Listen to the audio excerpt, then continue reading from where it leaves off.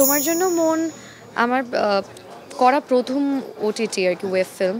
তো ওই জায়গা থেকে আমার I was very excited and also আমার কোনো প্রজেক্ট রিলিজ হওয়ার আগে এরকম ভয় লাগে না। এই প্রজেক্টটা রিলিজ হওয়ার আগে আমি খুব ভয় কাজ করছি আমার মধ্যে, বাট অডিয়েন্সের অনেক অ্যাপ্রিসিয়েশন পেয়েছি চরিত্রের জন্য, গল্পের জন্য। আর শিহাব শাহীন ভাইয়ের সাথে কাজ করাটা আসলে ইটস অ্যান অনার।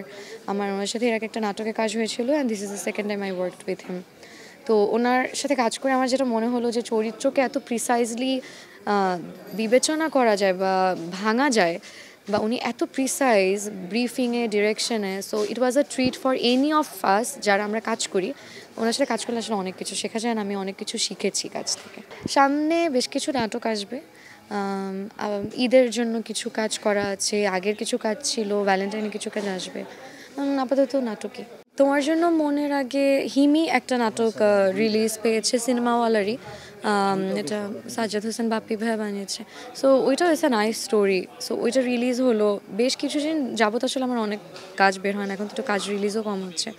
সামনে আসবে, অনেক কাজ আসবে। বের হওয়ার কারণ হচ্ছে আসলে আগে অনেক ফ্রিকুয়েন্টলি কাজ করা হতো, এখন একটু কম কাজ করার রিজন একটু কোয়ালিটিটাকে হচ্ছে বেশি প্রিফার করা, কোয়ান্টিটির থেকে অনেক কাজ তো করা হলো। সো এখন একটু চাই ভালো গল্পে বা ভালো চরিত্রে একটু সময় নিয়ে কাজ করতে।